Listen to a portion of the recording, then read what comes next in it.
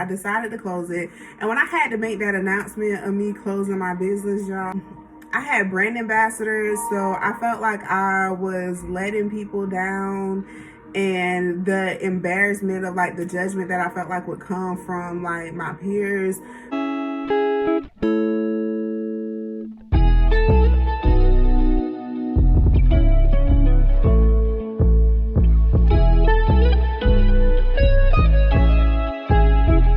Hey y'all. What? Okay, wait. Let me get right. Okay. Hey y'all, welcome to my YouTube video. I'm super shy, y'all. Let's just go ahead and get that out in the open because I'm very much shy. So now that that's out of the way, today my YouTube video is going to be about, if you can't already tell from the caption, it's going to be about Fur Ivy. So this is going to be about the start and the close of Fur Ivy. If you don't know what Fur Ivy is, stay tuned, you're about to find out. Yeah, I posted a video, I posted on social media today, so I'm getting a lot of like notifications and responses. But anyways, thank y'all for coming back today and checking out my second video. I hope you guys watched the first one. We were in New Orleans for my sister's bachelorette weekend and we had such a good time. So definitely check that out. Comment, like, subscribe, share, you know. Again, today's video is going to be about Fur Ivy. Oh, let me go get my stuff really quick. So we're gonna talk about Fur Ivy today. And Fur Ivy was my first baby. My first business that I opened and have since then closed, which is okay. We're gonna get into it. We were a fur business. So we sold things like fur slides. These are my personal ones, so don't mind them. These were from the samples that I ordered, so they don't have my name in the middle, but all of the other ones that went to my clients, my customers, did. So things like that. We also had like fur jackets. I'm gonna insert some pictures of me wearing them in here because baby, I'm gonna also put my customers in here because these jackets did numbers, you hear me? I only got 2 of them left. They come with a little hood, they super cute. We sold products like those and we were like a little boutique style business, and I sadly had to close the doors on Fur Ivy after only being open for a year and a half. When I started Fur Ivy, I didn't start Fur Ivy because I just love fur products so much that I just had to go and, you know, open up a business and sell fur to y'all. That's not what it was about. See, I'm a business major, so I enjoy business, the operations of business. So it wasn't the product itself, it was building this brand and building this business. I built my brand for that year and a half that I was in business. My brand was like pink, it was like really girly. Absolutely loved it. I designed this. I called you guys my Ivy babes. Were you an Ivy babe? If you were an Ivy babe, I have an undying love for you. You hear me? Oh my God, y'all gonna hear me say that a lot. And oh my God, okay. So I don't talk like that. I don't say you heard me. Like, but I've been listening to Memphis artists so much. That's pretty much all I listen to. Yo Gotti, Moneybag, Big Boogie, Glorilla, Finesse. Ooh, Finesse is eating y'all up right now. That 90 days, no skips on it. That album mixtape is hard. But I also had this for my branding. I use these as hang tags. I think this jacket got one on it. But what I did was, these are actually like business cards, but I took my design and I flipped it and I printed it this way, and then you just hole punch and attach them to your product. I did this because companies like Vistaprint and things like that, they typically always run deals on business cards. And I believe they had one going on where you can get like 500 business cards for like $25 or something like that. And yeah, I never see them run sales, and I'm not gonna say never, but I have not seen them run sales on like hang tags. They always just run them on the business cards. So we had to finesse the system and make it work. We had to make it work. So that's a tip for other small business owners as well, to try to keep your overhead costs low, because you want to make profit. So you want to keep your overhead costs as low as possible. Like, it was a lot. It was a lot of planning that went into place to develop like the design, the theme, the name, the font, like all of that. And that's just a part of it. There was so much more that went into it. I want to say that I feel like I was, and this is nobody's fault but my own, because I know that social media is a facade. I know that people only showcase the glitz and the glamour and the good side of, whatever lifestyle it is that they're living. But I felt like really influenced by the girls that were on social media that were doing good, big things in their business, like posting like their $10,000 months, and they got a bunch of orders stacked up to the ceiling in their house, and they opening warehouses and so on and so forth. Like, I was like, yeah, want to do that, want to eat with the girls. But they never gave the real spill about like how much work it takes to, do that, to build that. And then not only building it, because building it, scaling it and building your business kind of like wasn't the issue. It was the maintaining. Once you got it here, are you going to be able to fulfill, pack these orders, like make products, like get your products in, stay on top of inventory, pack these orders and ship them out and get them to your customers on time? Like, are you going to be able to maintain all of that? And you also got to do the marketing, the social media, quality control. Like, you got to do everything, the accounting work. Are you going to be able to do all of that by yourself? Like, nobody sat down and talked about the behind the scenes of it, okay? So that's why I went to school for it. You heard me? Oh, get me, y'all. Okay, but yeah, it's a lot, and I felt I should have did more research. And so that's why I'm just telling y'all. What I learned and what I do now in my other businesses is outsource. I outsource anything. If y'all never heard of, what is the name of that app? And I may still even pronounce it wrong, but this is it right here. Fiverr. If y'all never heard of this app, get it.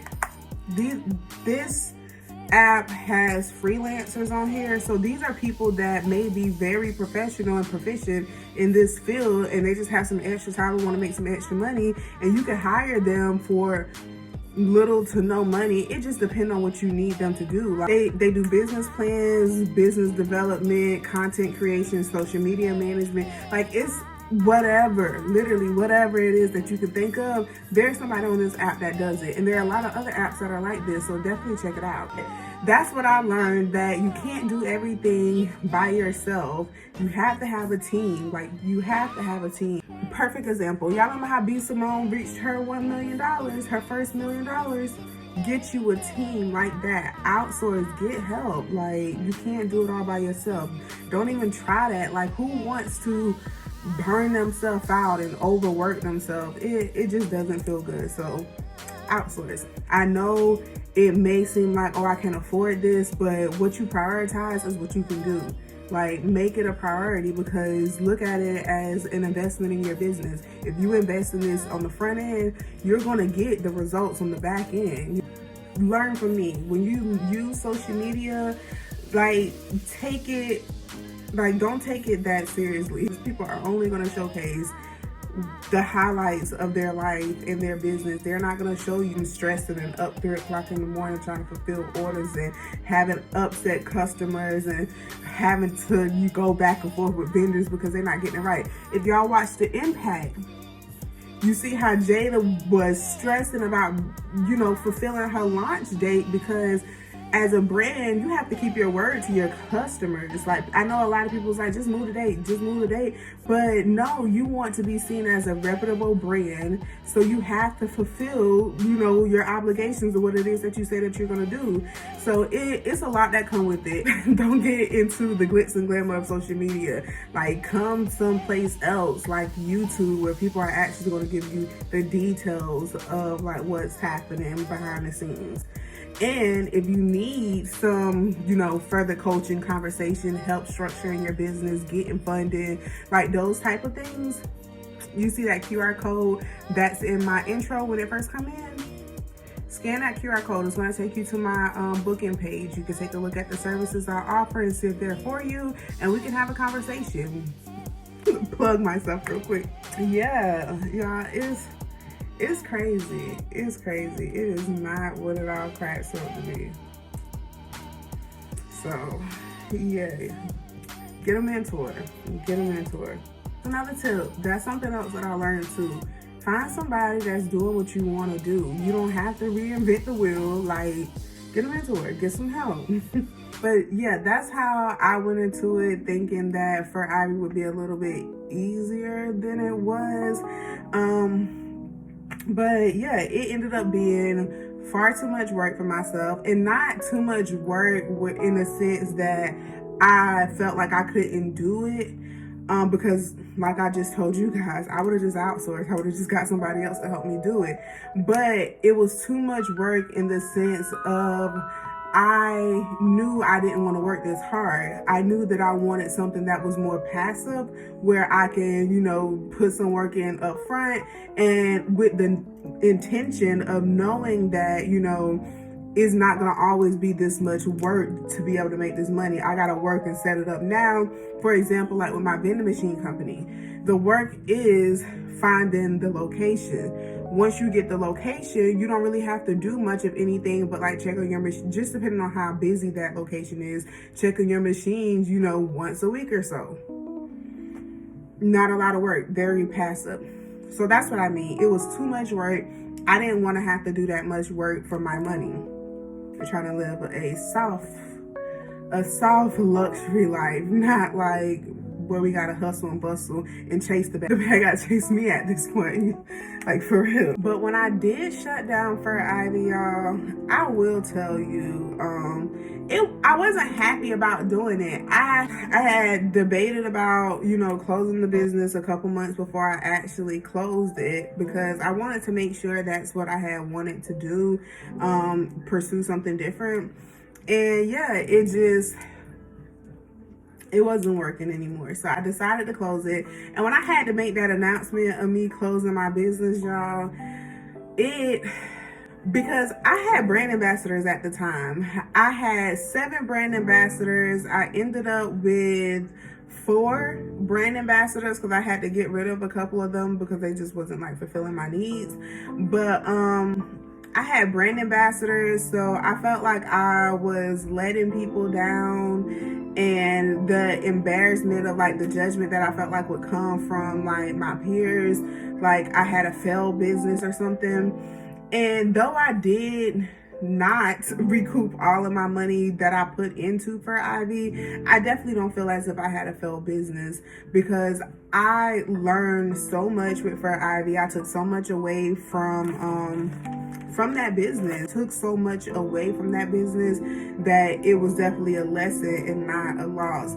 And like I said, I never went into the fur business because fur was my passion. I went into it because I had a passion for business. And like I said, Fur Ivy was my first business that I opened. So it was more so about getting out there, learning from experience, because though I did a lot of research,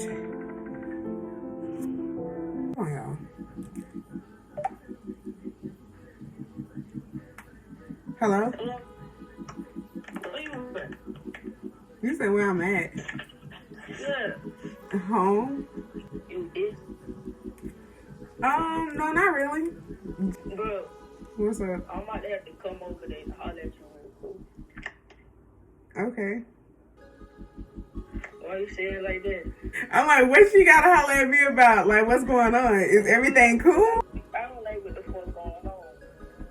Oh, okay, yeah. I know you fucking lying. I swear to God, I told you that. I don't remember you telling me that. I ain't told you. Like, ain't nobody supposed to know that shit. Oh, that's like what you saying. That's wild. Alright, well, I'm gonna pull up over there. Alright, was not expecting that, okay? But let's jump back into the into this video. Let me wrap it up before she get here.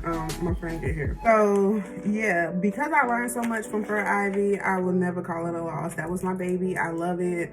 And yeah. Okay, so to wrap up this video, what I will say is that take the risk, take the chances, go after whatever it is that you want to do. You can do anything in this world that you want to do. Literally, live the life that you want to live. Like, feel this. Like, life is literally too short to do shit that you don't want to do. The average lifespan is only 75 years. So if you're in your 30s, you're halfway there, bro. You're at midlife now, in your 30s, and you're so young. Like, so young.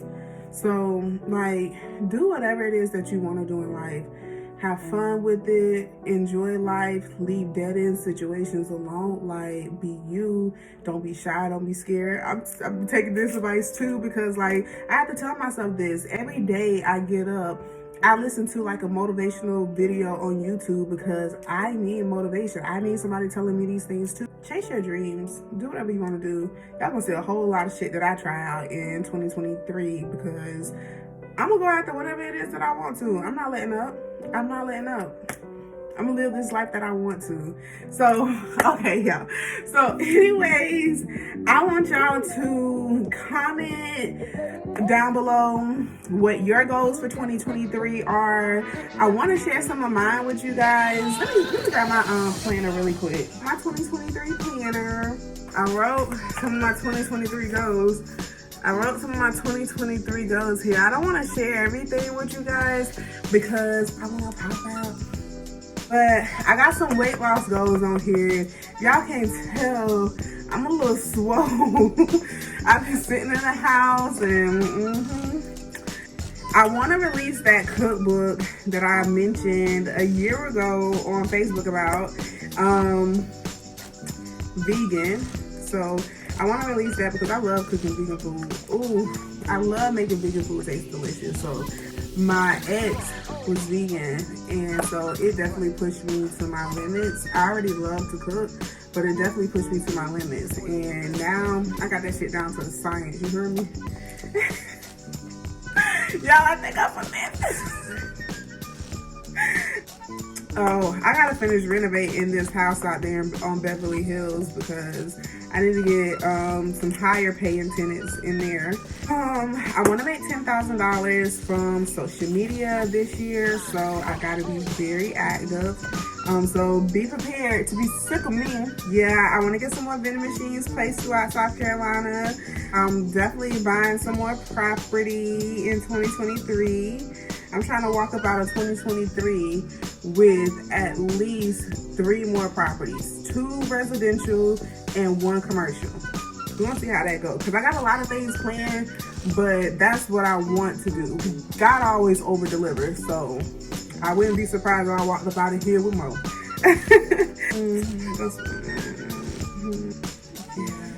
Okay, I'll speak on this one. One of the other things that I want to do in 2023 is hire my first employee. Like, with this new business endeavor that I'm going on, I'm definitely going to need like a personal assistant or like a project manager or something like that.